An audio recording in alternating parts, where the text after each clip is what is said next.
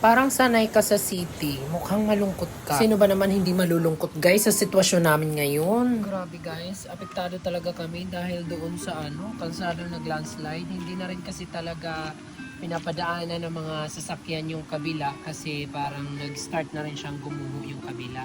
So ayan, inaantay na lang natin yung update kung kailan gagawin yung kalsada. Dahil apektado talaga kami. Tingin nyo, wala tayong guest. Wala pa rin, Magto 2 weeks na yata kaming walang guest. Nakakaloka. Karamihan kasi ng guest namin dito, guys, halos lahat may mga dalang sasakyan.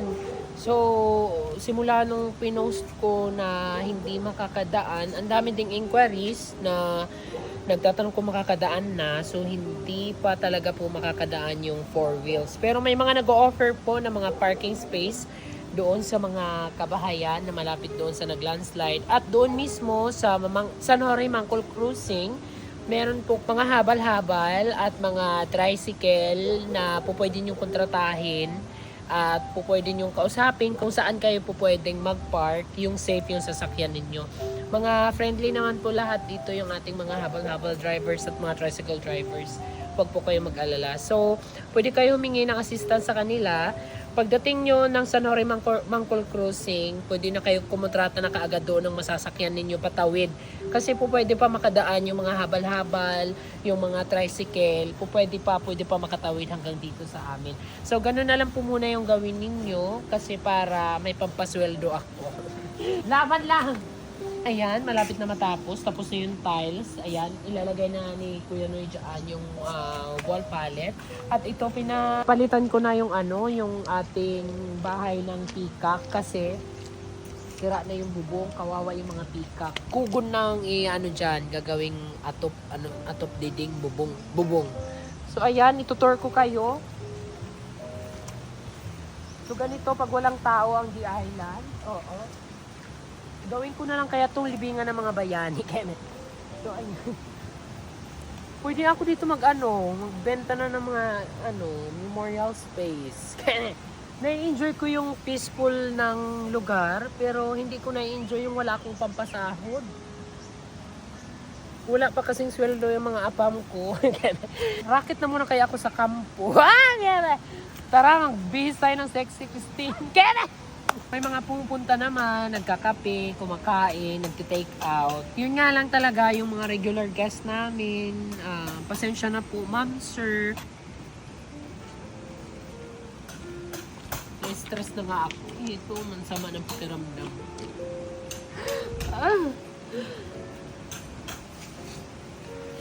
Ang lawak pala dito. Mga 20-seaters din ito. Pwede kang kayo dito celebrate ng birthday. Di ba? Ang dami actually team yung nag-inquire tapos gusto magpabook. Yun nga lang talaga, nababahala, hiran-hira sa rakyan.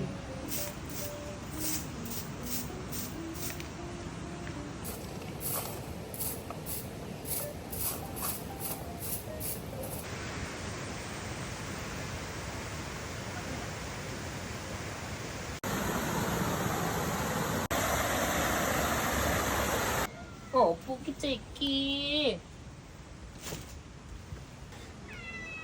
Yan na. Kuwan. Nilalak mo Mintoy. yan. Huwag kikititi.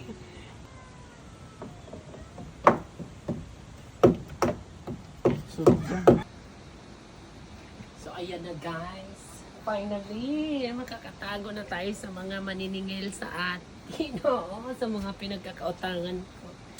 So, may maniningil. Hindi ako lalabas syempre.